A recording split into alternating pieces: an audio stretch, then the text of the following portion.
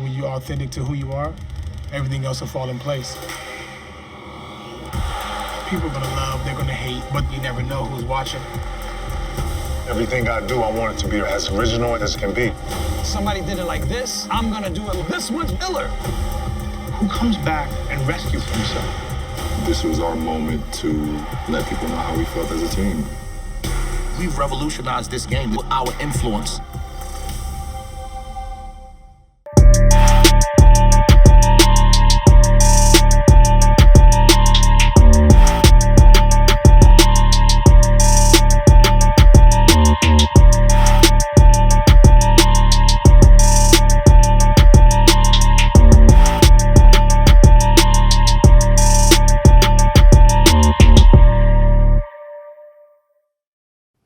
What's up, world? We're back continuing season 4 in the ATL, my backyard. Always good to do some shows in ATL. It's a lot of people here that we need to talk to.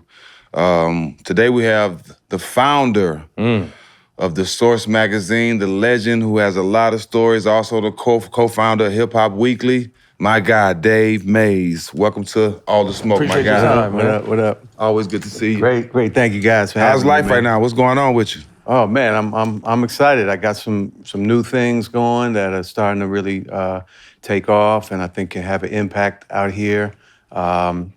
Created a platform about a year ago called Breakbeat. It's designed to be a content and technology company for the hip hop community. Obviously, I've been involved in hip hop, pretty much my whole life now, but I see like a void out here still.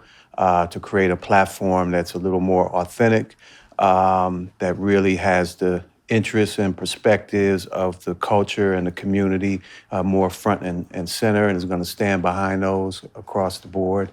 And also really try to bridge the gap of the ages, because hip hop spans over 3 generations now. But they kind of divided us through the music, where the older people kind of don't like the younger people's music, and there's all that narrative back and forth. But beneath the music, hip hop is a way that you think, a way that you view the world if you've been, grown up and been influenced by it. And I think whether you're, 49 or 19, you're gonna have a lot of same point of view and perspectives on a lot of things in our world. And a lot of times people underestimate hip hop. They still just think of it as music and entertainment. They're still not really respecting the culture and everything that comes, really the foundation of it. Talk to us about your upbringing. Well, I'm born and raised in Washington, D.C. So I grew up in the city, went through the public schools, just kind of fell in love with the music and the culture of the city at a young age. So in those days, this was really when go-go was emerging in D.C. So that was really, among my first love, as well as, soul, R&B. I just kind of got into all of that from a young age. And that's where it started. I mean, hip hop has never really made it in D.C. because of go-go the way it did in so many, almost every other city. So I was, I got some hip hop when I was in D.C. I heard Rapper's Delight. That was the first song I heard when I was in 6th grade and knew all the lyrics to it. But it wasn't until I left D.C. to go to college. I went to Harvard, and this is 1986. That I became more fully, really immersed in hip hop. Well, obviously, Harvard Historical School. What drove you that direction? My family was a family that, kind of valued education and achievement. So I always kind of was instilled with the idea that I would go to a really good school. I was, fortunate that I did well, grade-wise, but also, extracurricular activities and sports. I played a little basketball back in the day. What was your game like? It's still all right. It's still, a little Elvin Hayes. That's how I grew up on. It was old school, huh? Yeah. But so just had the opportunity because of all that coming out of a public school that was considered diversity for Harvard back in the days, so yeah, that was really it. But when I got there, it was kind of different because I didn't really know what to expect in terms of the culture and the people there on Because you campus. necessarily don't think hip hop Harvard; those aren't really synonymous with each other. So what was it? I mean, was it a huge culture shock, or I know you were being you, but was it a little different? Yeah, absolutely. I mean, Harvard's come a long way now. I've seen some things come in the last few years where they, definitely hip hop has a strong presence there. But back in those days, no, it was a total culture shock. I'm walking around campus with my Fila sweatsuit on, and I'm bringing my DC style up there. Right. And people are looking at me like, "Who is this guy?" And I couldn't really fit in with anybody there. I started, making friends with people off campus, people that would come into the gym and play ball from the neighborhood, and I ended up starting a radio show, and that it was called Street Beat. And that really became like a passion for me. Back in those days, there was no rap music being played on the radio, commercial radio. The only place you really could hear it was college radio. So I was able to actually build a big presence in the city with Street Beat because, I was just very dedicated to getting the newest music and building relationships with the record labels around the country. And it gave me an outlet to the city. So when concerts would come to Boston, I'd be able to go down and, attend them in the city, different things like that. So, but I was always an entrepreneur growing up, lemonade stands, and had a lawn mowing business in junior high with, 80 clients and business cards. Oh, you had 80 of them, huh? See, I used to mow lawns too. I didn't have 80 of them, but yeah. Yeah, we had it going. Yeah. Me and my boy David Scribner. That's dope. But so I always had that entrepreneurial bug. And so through the radio show, this really leads into how the Source was created because I had listeners all over the city. People would call in, it was late night, Friday night, midnight, 1 a.m. type of thing, but people would be calling. So I knew we were building an audience. And one of the reasons I picked the radio station was you could make commission on ad sales, which was unique. Most colleges, you can't sell ads. So, but Harvard had a thing where you could sell sponsorships. So that was my thing. I'm gonna go around to all these businesses in Boston and try to get some sponsorship dollars. And people were laughing at me like, man, nobody's listening to, rap on a Harvard radio station, because the Harvard station was known for classical music. It played almost all classical music all day long. So I got frustrated and came up with the idea, let me start building a mailing list of my listeners. So every week I would go on the air, call in, join the Street Beat mailing list, and I would write down names and addresses of everybody that called in. I would set up little sign-up boxes around town for people to drop their name and address in. I built up like maybe 1,000-something names and addresses of hip-hop fans in Boston, and then that's when the idea came. Let me create a newsletter to give out this news and information, because answering those phones all the time and talking to people, what I kept hearing is, people were thirsty for any information about hip hop, because again, in the 80s, hip hop was big. You had, Run DMC and, many others that had created a huge market, but there was no information anywhere. You couldn't find it on the radio, newspapers, TV, That's crazy, nothing like that. So people would always call in, when's the new, Public Enemy album coming out, or who produced that, remix for EPMD, or different things like that. So that kind of sparked the idea, man, I can get information from my contacts at the different record labels and then put it into a newsletter form and sell the advertising on the back. So that's what I did. The first issue of The Source was one single page, yellow sheet, front and back. I sold 4 ads on the back, total of maybe $150, $200, but I was happy. That's dope, but crazy. And just kept flipping it from there. Right. That's hard. You remember what it was about? What it was about? That first one? Yeah. Basically, it had a chart of the top maybe 20 songs of the month. It had a column of news that just kind of had little tidbits of different news and information we had like a list of sneak preview of upcoming albums, when they were coming out, concerts coming to town, and like a trivia question. It was, so you filled that whole page up with something. Yeah. Exactly. Dope. After college, you take your talents to New York to try to build your brand. What was the ups and downs of doing that and starting that off? Man, well, so I start the source between my sophomore and junior years. So it gets going, into junior year, senior year, it's growing. Very quickly I saw, the vision of trying to create kind of the Rolling Stone for the hip hop generation because I had been given a book on the history of Rolling Stone magazine, which I didn't know anything about.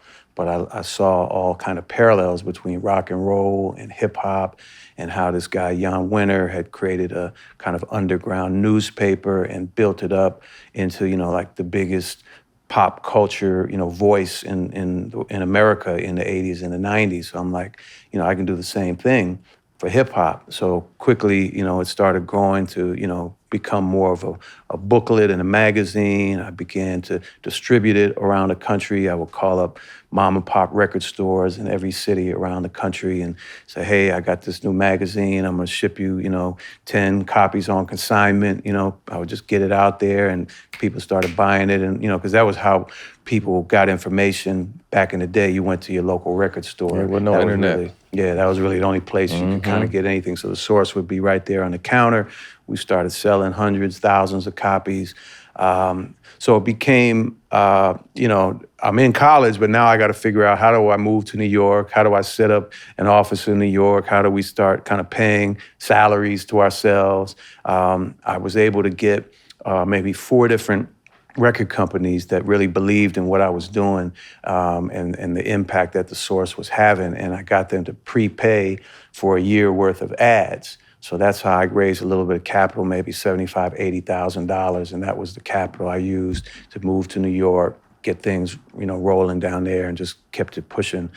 New York was incredible. That was, I moved there in 1990. And, this is, again, the height of hip hop. New York is still, the central, place of hip hop, although it's obviously, getting bigger and bigger, everywhere else around the country. But you're kind of in the center of it all, the big city. And, but, we just took it on and became great. I ended up being in New York like 15 years and, it was just a great experience, but a lot of challenges along the way. But New York was. Did you home get? for a And I while. say this with all due respect. Did you get any pushback? Respectively being a white man trying to kind of. You set the tone for hip hop information getting out there. Was there any pushback because of?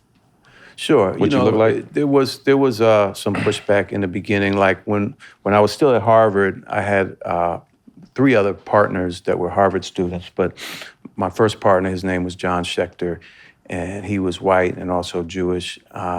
So there was like stories coming out, the 2 Jewish guys from Harvard start a hip hop Right. magazine. And so some people were, obviously like, hold up. But, I always let the magazine kind of speak for itself, the credibility of the magazine, the way that I ran the company from the beginning to the end, and the commitment that I had to, to the culture and to keeping it real and, not being afraid to, get into the mud and deal with what comes with that, to be, really accurate about things. So in early time, a lot of people began to endorse the source. KRS-One and all kinds of. He became like a contributing editor or something at the source in the early days, and John Singleton and different people that were getting involved. So that really brought more credibility when you get those kind of stamps from people. But it was the work, it was the work that spoke for itself. And I was always in the background anyway. I was always a guy that just kind of wanted to be in the back and be head down, focused on building this this empire. College Hoop is nearing the final stretch. As the season winds down, Stack and I are teaming up with DraftKings to give all customers a winning offer. All new customers have to do is sign up for DraftKings using promo code SMOKE and put at least $5 on a pregame money line for any basketball game. If your pick hits, you'll receive an additional $150 in bonus bets.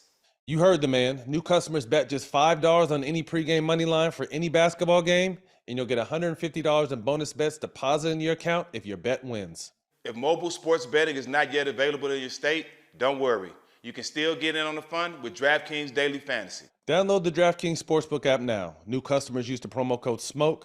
Bet $5 on any pregame money line for any basketball game and get $150 in bonus bets if your bet wins. That's promo code SMOKE, only at DraftKings Sportsbook. Every Friday, head over to the DraftKings app and check out the All the Smoke Same Game Parlay. With the same game parlay hits, you win big. See who we're taking on Friday. And if you like the pick, ride along with us. The action only happens at DraftKings Sportsbook.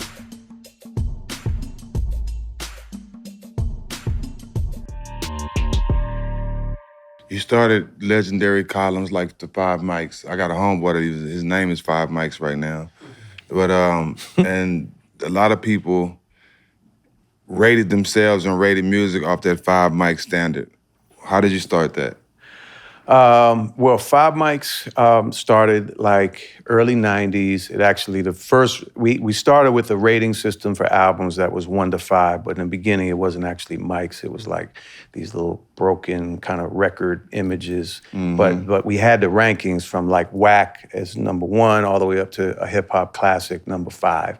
5 rating. So maybe a year or so in, the idea, somebody on my editorial team came up with the idea to change it to mics.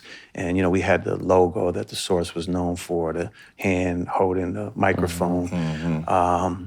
So yeah, it just became, it became the standard in the industry. I mean, again, I think it was just, the Source was a place where people that really loved hip hop, could have an opportunity to, get involved in the business of journalism and media, whether they were writers, editors, photographers, graphic designers, on the business side, executives, advertising, production.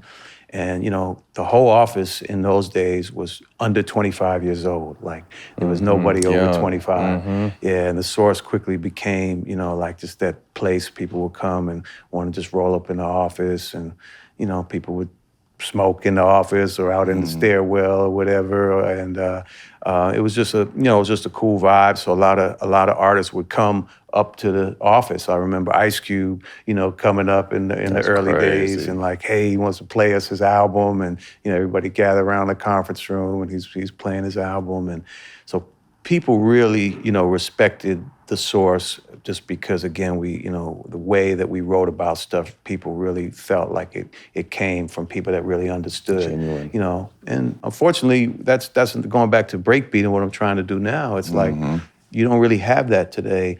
Most of the people that are in the media space, I don't feel a lot of them are really, committed to the culture. At the end of the day, it's become, just a business for everybody and a hustle or what have you. And, we've lost some of that authenticity and that integrity and things that will help to unify the community and the culture better. Every artist in the 90s wanted Five Mics. People would go into the studio to make an album, and that was their goal. That was their stamp of approval. I'm going to get a Five Mic album. I got to come up with something that the Source is going to give Five Mics to. So, people were always, coming at us, and we got a lot of things right. We became famous with Nas, for example. With Illmatic, we gave him a stamp very early on, because at the time he dropped Illmatic, he had a little buzz, but it wasn't like it was crazy at the time. And the Source, Five Mic stamp, gave him that boost, to launch his career. Before that, Tribe Called Quest had got 5 mics, De La Soul, Cube had got one. There's a few more. Can a platinum album be whack? Sure. Okay. Sure. Yeah. But we made some mistakes too. Like, The Chronic, I still take pride in it. We gave it 4.5 mics. It's obviously a 5 mic album. We did go back some years later and revise ratings. Yeah, just, we had to, and just kind of. Southern Playalistic get their 5 mics? You re-rated? I don't recall about Southern Playalistic. I mean, I'm not sure. Southern Playalistic is an incredible classic album. I mean, and so influential. I mean, Outkast as a whole is such an influential, group in the evolution of hip hop and what they brought to the table and the doors that they opened. And they made amazing music. But I think they got 5 mics for Stankonia, or I'm forgetting, but them. they definitely got a 5 mic. They didn't get it on Southern Playlistic, but they did get it. ATLians. Yeah. Was there a time or a cover or anything where you felt like, okay, like we're here, we are official? Was there a point of time where you felt like that? Yeah, it's hard because like I'm the guy that like never stopped to like, oh man, we made it, or I'm already on the next 5 moves down the road. Right. So it's like I wasn't taking the time to really sit back and say, man. But I can say one of the most kind of exciting moments for me in that era was the first time I heard Juicy playing on the radio in New York, and with Big, shouting out the Source, smiles every time my face is up in the Source. Now, we had discovered Big. That's another legendary column from the magazine, is the Unsigned Hype column. Yep. We're the ones that reviewed Big's demo tape that he made just for the Source. And Mr. C brought it up to us, put him in Unsigned Hype in maybe March of '92. A few weeks later, I get a call from Diddy, Puffy at the time, who's telling me about his new imprint deal that he's been given at Uptown. He was A&R at Uptown, and that he was looking for rappers. So I called up my boy Matty C. Matty is the guy who really ran the Unsigned Hype column for years and was the one who picked a lot of the big names that came through that column, including Biggie. So I told him, Matt was like, yeah, we just put Big, in the magazine. Let's get him that. And Matt ended up bringing the tape to him, and he got signed, a few weeks later. So y'all connected the dots between Biggie and Puff. Absolutely. That's so hard. Common, Mobb Deep, DMX, all those type of guys Yeah. on the Unsigned Hype. Eminem, Capone Noriega, David Banner, Joel Santana, Jay Electronica, Pitbull, Joel Ortiz.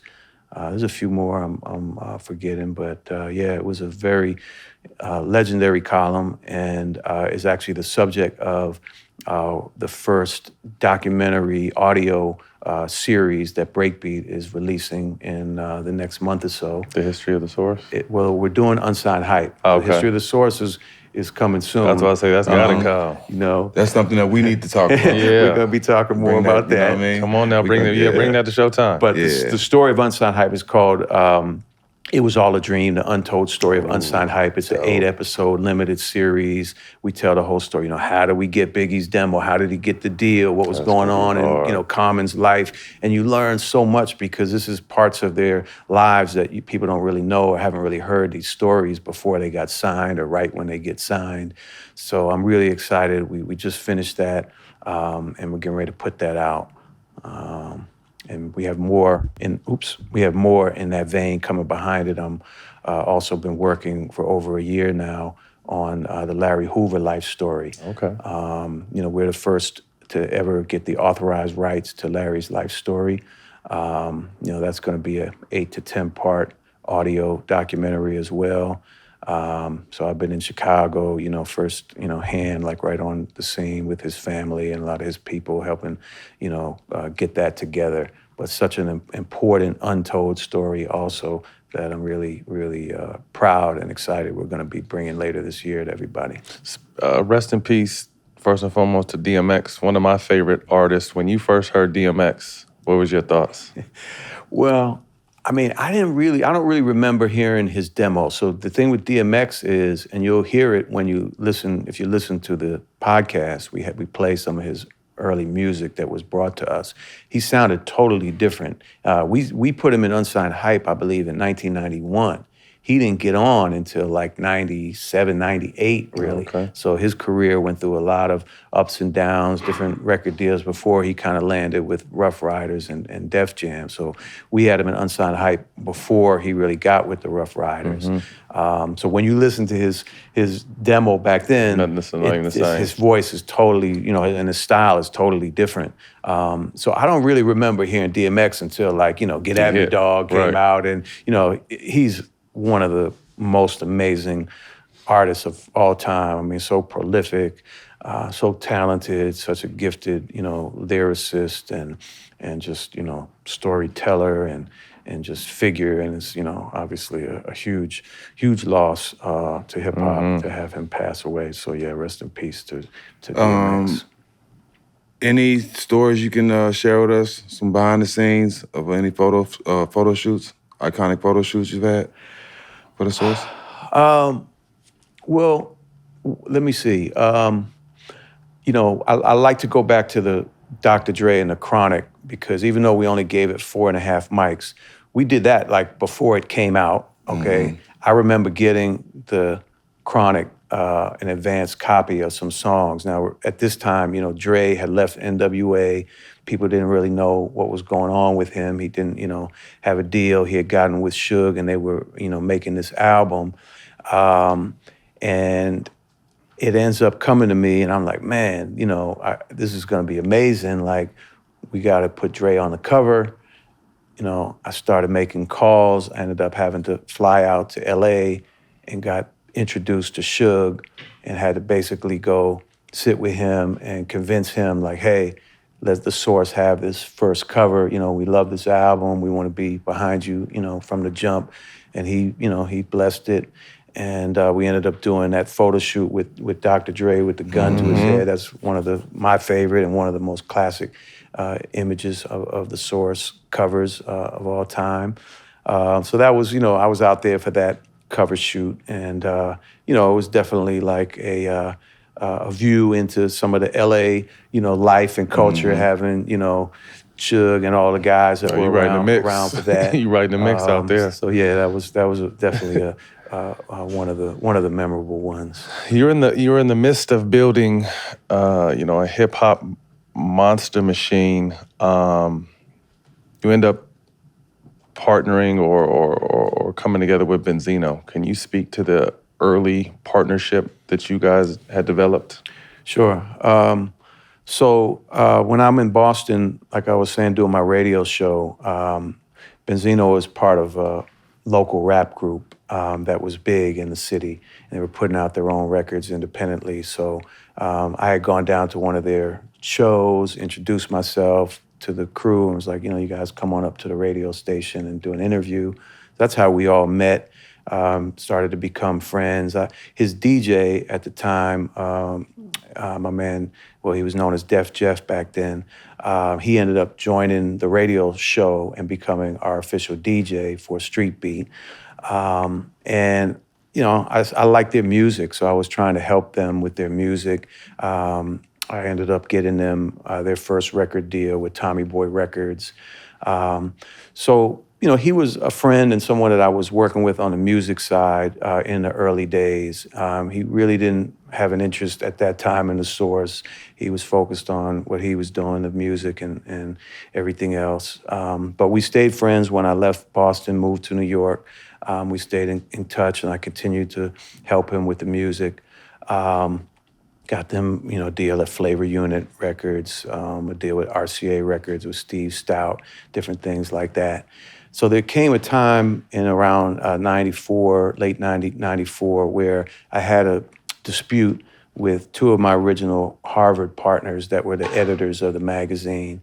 They had been kind of, putting the Source, in my opinion, in a bad light because I felt like the success of the Source was going to their heads. And instead of being this kind of supportive voice for the culture and the artists, we were starting to get into these kind of personal beefs with artists. A lot of people don't remember this, but in 93, 94, Public Enemy made a music video depicting them trashing the offices of the Sauce magazine. And, Snoop had gone on BET and was like, fuck the Source. And Cypress Hill, who was another group that we really helped discover and help blow them up at the early stages of their careers. They end up touring the country, burning copies of the Source on stage because of things that, in my opinion, were unprofessional by the writers and editors of the magazine. And so we started to have a dispute behind that. The Ice-T conflict, we had a big conflict with Ice-T over Cop Killer that went public. So ultimately, that led to a situation where the editors staged a walkout on me and put out, basically a press release and said, Dave Mays has to step down. He's doing all these terrible things, and we're not going to work anymore until Dave Mays steps down. And they got like a petition of writers and journalists, to sign this petition. So I ended up getting through this. It was, a very challenging time, but I was able to basically replace my staff. I brought in some amazing new writers and editors, people like Selwyn Hines and Carlito Rodriguez and, many others that are still doing incredible things, in media and the culture today. But it was a time where, I was feeling a tremendous amount of disloyalty from people that, I had put on. I started a source. I put these guys down, gave everybody, percentages, that type of thing. So when they left, I kind of reached a point where I was like, I think, Benzino, I think you could, help me with the source now. And he kind of helped me, had my back during that time because things got a little bit, rough at that moment. And that's when I said, hey, man, I want to, give you some interest with me in this and, have you come on board. So this is around 95, 96 is when he starts to get involved in the source. And, he basically worked with me for maybe another 10 years until, we both left the source in 2006. What was your point of view? Because you guys were right kind of in the midst of it. The Source Awards started in 1991. Plenty of iconic performances and moments in hip hop history, but particular one that stands out is the East Coast, West Coast beef. What was your point of view on it? Because you guys are literally right in the thick of it. Yeah, definitely. Well, this is the type of thing that me and Stack were talking the other day about the importance of documenting our history properly and how it's not being done accurately. So there's a lot of misconceptions around this. I haven't told my story yet. Part of what I'm doing now with this new platform is, bringing my voice out a little more, coming and doing stuff like this and working on other projects that are going to tell my story and the story of the source. So the Source Awards was an idea that I came up with in the early 90s. Hip hop was being disrespected across the board. It was super popular, like I was saying earlier. He was selling millions of records, but it was being disrespected across the board by anything in the mainstream, the Grammys, any type of awards or institutions for music. Nobody took it seriously. So the idea was, let's create a platform where we can really honor and celebrate these amazing, contributions that people are making, artists, producers, DJs, all the different parts, that were contributing to the culture. So it started like as a column in the magazine at the end of the year, where it was like, we're gonna name the best artist of the year, the best album of the year. And I brought that column to the guy who was producing Yo MTV Raps at the time. And I said, hey, let's do a segment on Yo MTV Raps where we give out these awards, and they agreed. So the very first Source Awards were given out, I think, in the spring of '92 on Yo MTV Raps over the course of a day or two, and we just had these little trophies, and people came on and got them, but that was a start. Then a guy named Mike Elliott had joined working with me at the Source. Shout out to Mike, he's done amazing things. Also, Mike is the writer of Brown Sugar, the movie, and he's done many other things in Hollywood and continuing to. But he got involved, and he and I came up with the plan to actually take the Source Awards and make it into a real event with thousands of people. And we rented out the Paramount Theater at Madison Square Garden in 1994. And put on an incredible show. There's only a little bit of footage that still exists from that night out there, but Tupac was there at that first awards. I mean, everybody from hip hop, Run DMC, Wu-Tang, the list goes on. It was just, it was an idea like, hey, I'm gonna bring all of these different parts of the hip hop world together in one place. Because so it's we never could been celebrate. done. Never At been that done. point, it never been done. And I was really the only person that had those relationships because, the Source gets some flack sometimes. People try to say we were biased towards the East Coast or what have you, but we actually, went out of our way to recognize hip hop coming from other parts of the country from very, very early on. You can go back to the earliest issues of the Source in the 80s, late 80s, and you'll see the coverage we gave to, Sir Mix-a-Lot or, NWA or different people coming from other parts of the country.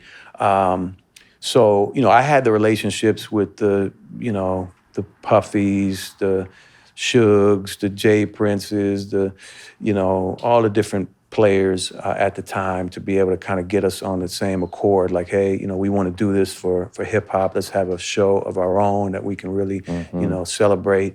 So that's how it started. The second year, 95, is the one that you're talking about. That's probably, one of the most famous ones, of course. And that was the first televised Source Awards. I paid a syndicator to get it out on to, different affiliate stations in all the major markets, NBC, Fox affiliates in different cities. And that's how I got the first Source Awards televised, sold sponsorships to pay for it. But that show in particular, this whole idea of the East-West and everything that happened, there's so many layers, to that. But one of the narratives that I want to make sure gets, corrected is, people kind of try to blame the Source, like we kind of, this whole East-West thing started at the Source Awards that night with the Suge and the Puffy stuff. But I mean, the East-West thing as a whole in hip-hop goes back to the late 80s, okay? The Ghetto Boys and other people were making songs basically, saying, fuck New York, y'all don't play our music, y'all don't give us no respect. That kind of back and forth had been going on for some years now. The Death Row Bad Boy beef was a whole different thing that kind of gets lumped into this idea of East-West. But it really came down to, to a personal beef that developed between Suge and Pac and Big and Puff. But that night, going into that awards, there was no concern. There wasn't any beef or any, at that point, there was no back and forth. Pac was in jail. He had been talking his shit about, Big and stuff from jail, and he was mad, but nobody knew he was joining Death Row that night. He got out. Yeah, he got out like a month later after the Source Awards, and that's when, now you see Suge shout him out, we want to tell Tupac, keep your guards up, so you kind of got a hint that, he was cool with him, but nobody knew that was going to happen.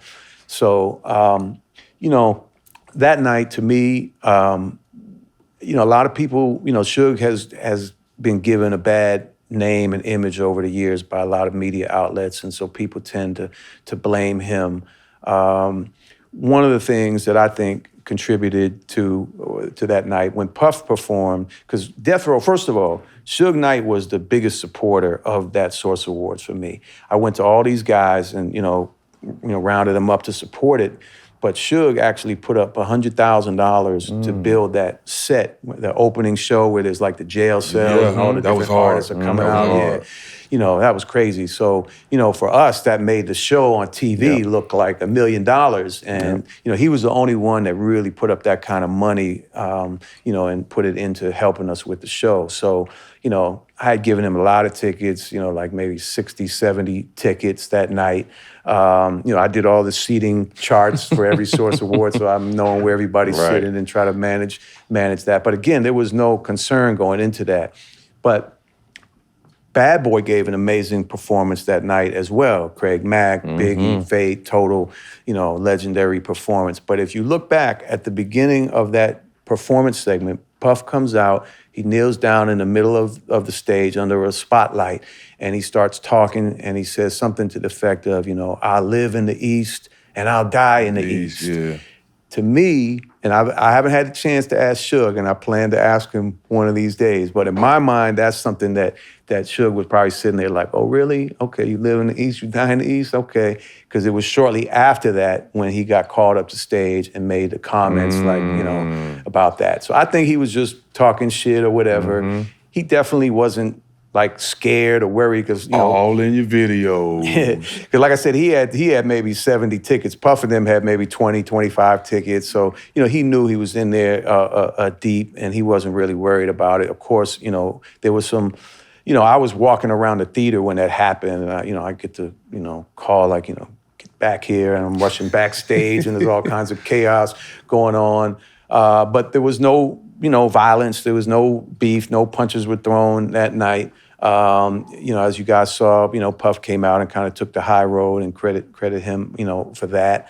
But back to the original question, the real beef starts between them, and this is also maybe a month or so later in Atlanta, right here, when Big Jake, who was an executive for Death Row, excuse me, one of Suge's homeboys, but I knew Jake Robles, rest in peace. I knew him very well because we worked together on marketing and things for the label and the Source, and he was a cool-ass dude.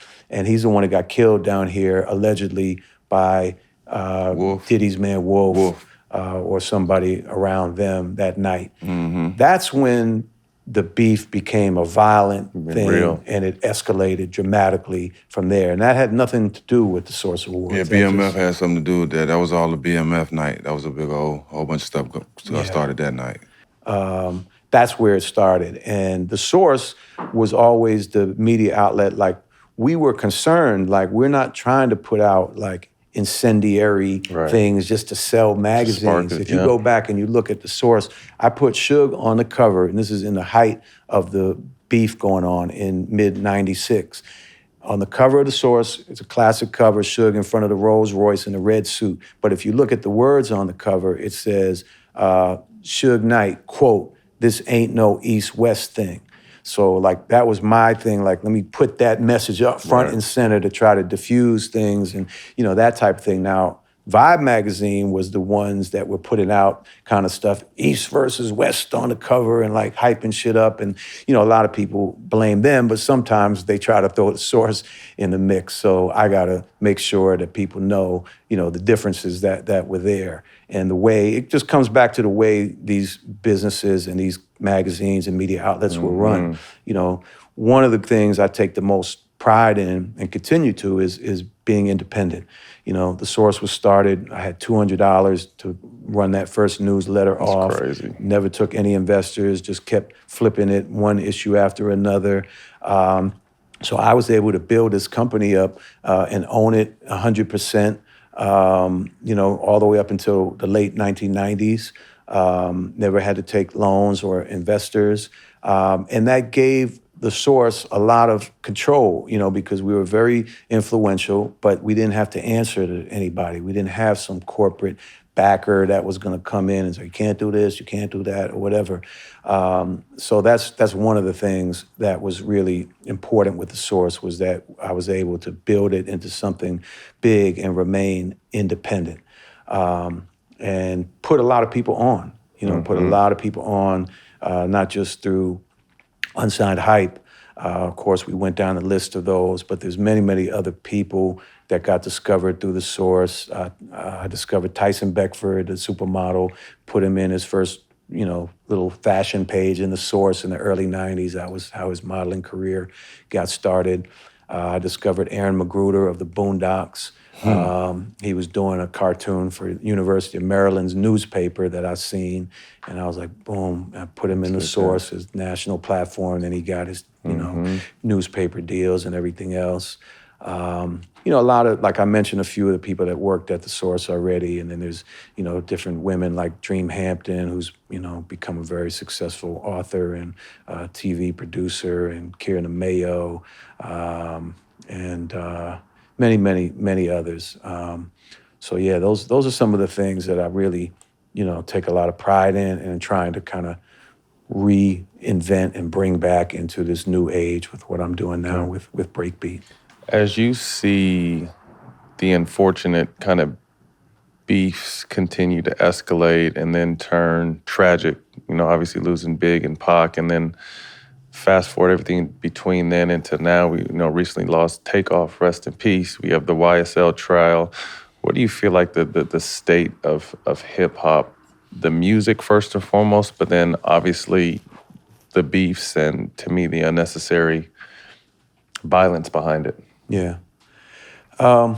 There's a few different things at play here. I mean, the music aspect of hip hop has become, corporate driven for a long time now. The corporations, there's a handful, few companies that control all music distribution in the world at the end of the day. And, they, in my opinion, the music companies found a way to control hip hop in the early 2000s and up till today. And, I think there's still it still comes, there's still an authenticity. It's still coming from people that are speaking, their pain, their struggle, their, whatever they're going through. But I just think that between the way the music industry has sort of pushed a certain style of music, I think that's had a negative impact. But the deeper issue is just, America, racism, systemic racism, all that it's done to contribute to the poverty and the other conditions of our inner cities and of many of our, poor Black communities. And, you look at what hip hop was talking about in the late 80s and 90s with Fuck the Police and, bringing light Self-destruction. to life. Yeah, for self-destruction. We Yeah. need another one of those. But then you look, 20, 30 years later, and things are the same or worse than they've ever been. And to me, that's a failure on hip hop's part. Hip hop as a business, you're talking about a multi-billion-dollar business. These resources should be being put back into these communities where, hip hop kind of originates and where, again, that kind of raw energy that really still fuels hip hop comes from. And so, I think it's just, it's a reflection of what's going on, in our impoverished communities and the gun violence, the increase of gun violence and, the breakdown of structure in a lot of these cities. Look at Chicago and what they did, taking out, the Larry Hoovers and other leadership and, kind of designed a pathway to create more chaos out here. So I think hip hop needs something like what I'm trying to do with Breakbeat, to bring a kind of, different perspective, create an outlet where, voices that maybe aren't being heard can be heard. I'm doing it through a lot of influencers right now and social media folks who I've been admiring, over the years on social media and see a talent in them to kind of become, successful in the podcasting game. And we're going to be getting more into the music aspect of it with some new shows that we have coming up as well. But I think we need, better leadership, better, awakening and finding ways to connect those dots so we can become more unified. If we can connect the dots between the 15 and the 55 years old people that have all grown up on hip hop and still have a certain passion and love for this culture and bring them together, we can really affect change in a much greater way than we have. So I don't know if I answered it totally directly, but I kind of have a bigger picture kind of view on that stuff. I mean, we really want to, give you your flowers for being a trailblazer in the hip hop culture. I think what you brought to this community, obviously it hadn't been done or seen, and your ability to be able to galvanize and bring everybody together. Like you said, you were in touch with a lot of the people that were kind of running the shows, and you were someone that were able to get them together. So, I mean, we really want to, obviously give you your flowers for your imprint on what you did and continue to do for the hip-hop culture and the community. Yeah. And I want to say this today, too, like, you do need your flowers because in the day of hip-hop and day and time, it's too many people that we consider as culture vultures. But you were more of the door opener for a lot of people in hip-hop, and I can't wait to we hopefully get a chance to tell your story and you tell your story because it's going to be beneficial for hip hop for the younger generation to understand how it started, you know, a lot of the ups and downs of the artists that we look at and that we know about and how they got their start. A lot of them don't even know that. They just think now, like, all you gotta do is put some on SoundCloud and you become a big rapper. That's what you can do now, you know, but when they hear about the Biggies, the DMXs, the stories, the guys that are pioneers to this hip-hop game, I think it's important that you tell those stories, so I can't wait to hear it, but I want to give you your flowers as well. Yeah.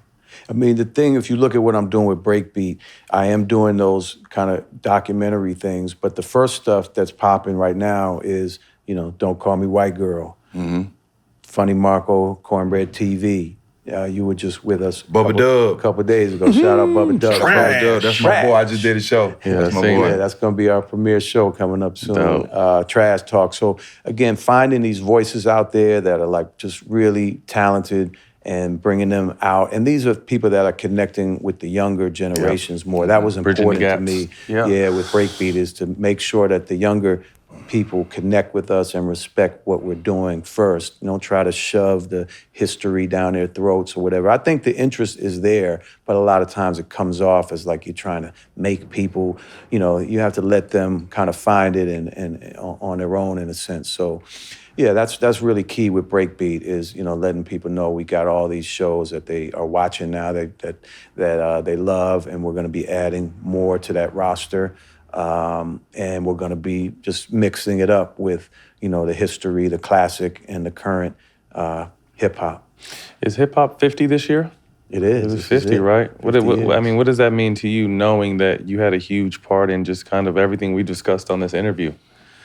I mean, it's definitely a landmark, and I'm excited about it. But like I was saying before, my mind is like where we need to be a few years from now. Like, because like I said, hip hop, yeah, it's in a great place commercially, you know, as far as generating money for individuals that are participating in it, but it's not at a great place, you know, holistically as something that can really be a force for change in the community and more of a movement for change like it was in its earlier days.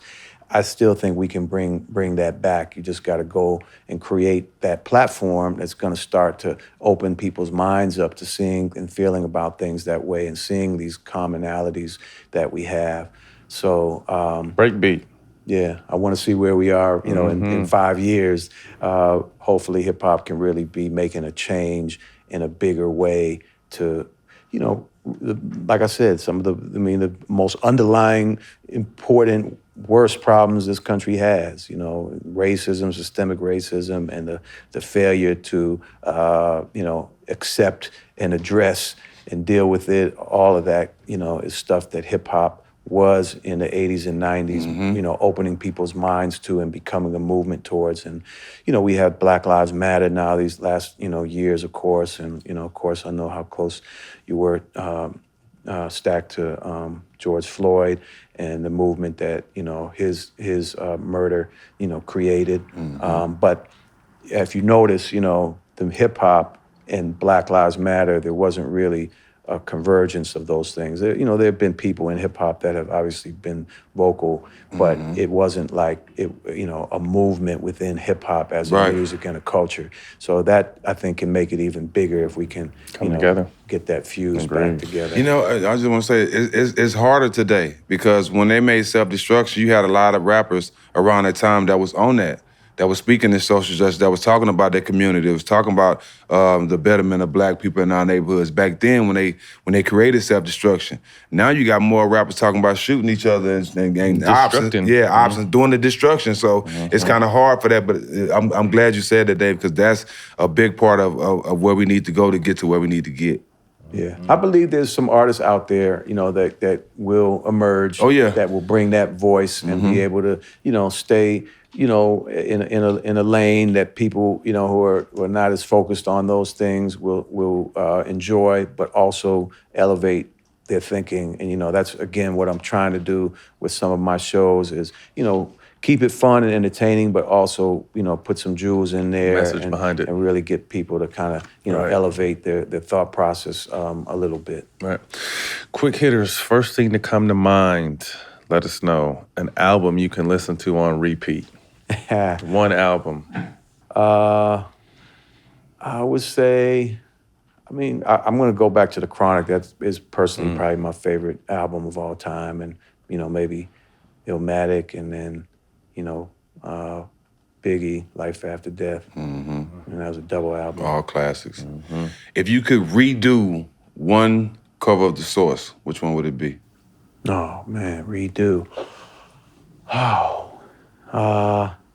And not even in a way of just changing it, just go through it again. Just the whole like experience this, again. This was the one that like sticks out to me. Okay.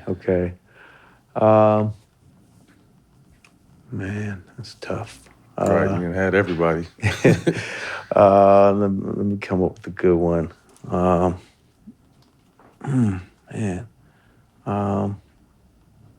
you kind of got me stumped on that. When we spoke on it, the first one you thought of was the Dr. Dre ones. Yeah.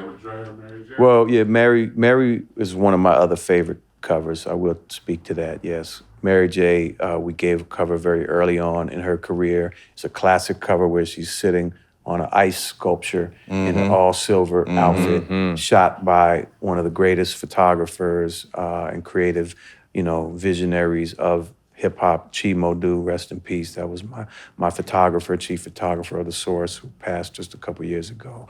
Some of the most iconic images, that we've all seen were taken by Chi, including that cover. And again, like that was a step for The Source because we really hadn't been putting R&B artists on the cover yet. So, that was a little edgy move for us to take. But, Mary was like, she was straight hip hop. She was R&B, but she was straight hip hop. So it made sense. So, yeah, just going back. I was there for that cover shoot. I remember that. I did go to that one and had a chance to talk a little bit to Mary. So probably would have wished I might have talked to her a little more, built a relationship with her. But yeah, that was a dope one. This one right here, we're gonna put you on the spot for real. Top 5 hip hop artists in your opinion. Oh man. All time. All time. Yeah, this is the viral one. So Okay. Dave May said Top 5. Okay, I've been practicing this, but it's hard. I switch people in and out. I gotta say Pac first. Ooh. The most important, heard him. most influential artist of all time. Yes, sir. I'll get Big in there. It's only right. I think it's hard. I think when you look at just impact and influence. Lil Wayne, I think, has to get in there just because of, so prolific and so influential these last, 15 years in hip hop. After that, it's hard. Like, I have like more of a personal favorites of like probably a Nas, I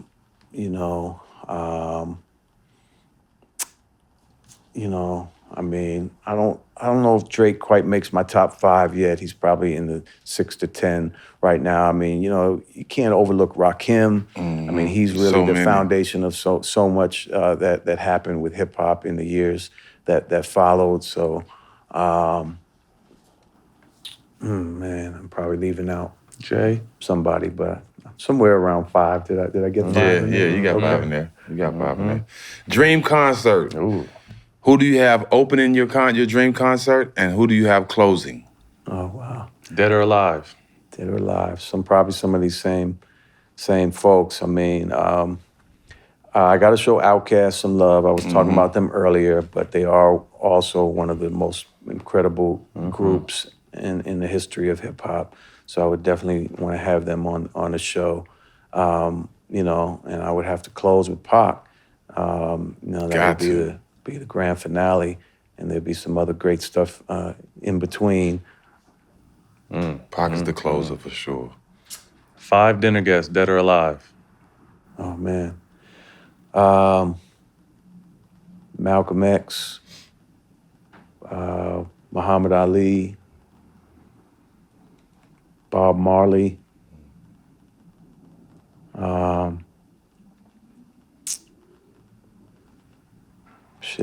Tupac.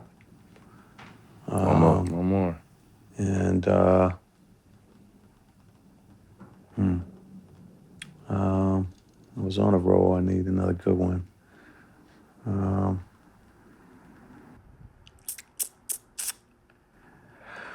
Oh man, it's tough. Nelson Mandela. Nice. Way to end it. Last question. If you could see a guest on this show, who would it be? But before you answer, you have to help us get your answer on the show. Like Will Smith said, Denzel Washington. So we said, Will, we need you to get Denzel Washington So for us. Denzel Washington is coming on the show. Yeah. I mean, who do y'all want? I can help you. You got a lot of connects. Don't do that.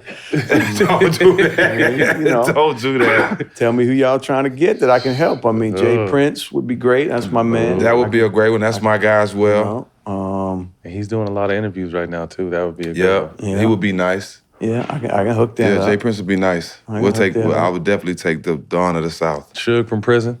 Yeah, Suge from prison. That'd be a hard one. But Jay Prince would be special for me for sure because I've been raised under that. So being from Texas, so that'd be awesome. He's one of the few guys I really respect and have looked up to since the beginning. In this hip hop industry because it's hard. This industry breeds a lot of selfishness and greed and divisiveness, and it's hard. And he's one of the the only real ones that's really been able to keep it real and remain central to things in the music and the culture all these years. He's done a lot of great things in music, but being from Texas, we respect his morals, the things he stand on more than anything. I got to show love to Nipsey Hussle too. Yeah, he's up there with. He maybe should have been my fifth on the list. Yeah, I might put Nip up there because I really believe Nip. He in that Lauryn Hill category. You drop one album like that and be a legend forever. Lauryn Hill's only dropped one album. Right. Crazy to think about, right? She only dropped one album, bro. Was she on this list? Of course, yeah. She only dropped one album though, and she's a legend of one album. We had the Fugees on the cover, and then Lauryn had her own cover. She performed at the Source Awards. You get a chance to meet Nip, know Nip, conversate with Nip? Briefly, we did get to meet. He was in D.C. for a concert, and I got connected to him, and we spent an hour just chopping it up, that type of thing. And I'd been on FaceTime with him because he knew about me and my story, and he was interested in in learning more and building with me. So we were kind of having those conversations.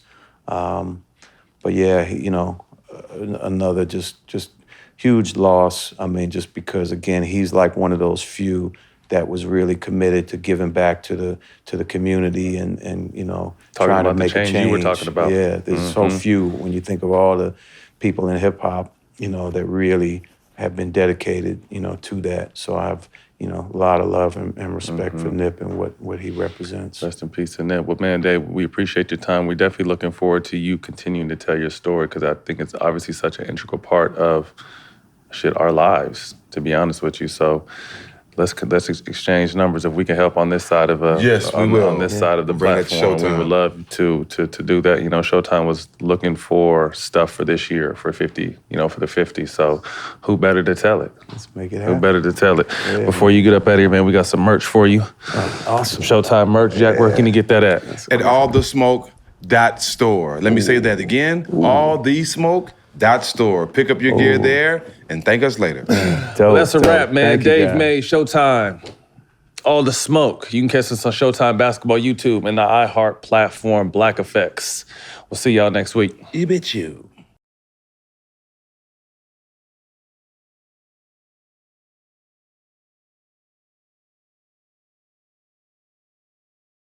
Meanwhile, on Paramount Mountain. Okay, we have the northern face, the southern face, and The Sylvester Stallone face. Of course. Hey, how you doing? How you doing? Is that Dad? Yeah. No, don't sneeze. Dear God, no. Hold it. hold it. Don't do it. Don't. Ha! Gesundheit. Thank you. You're welcome.